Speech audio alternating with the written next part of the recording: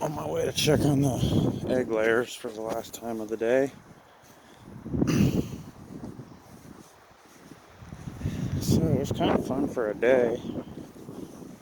Now we're going on 2 days. Blizzard. It's getting to be a little extreme. It's knee deep in some places.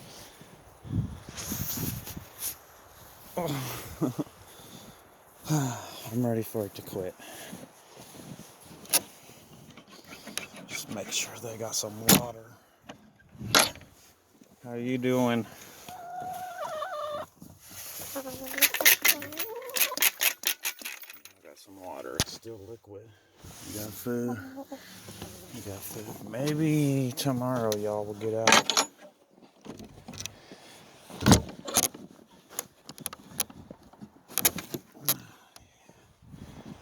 So yeah, there it is.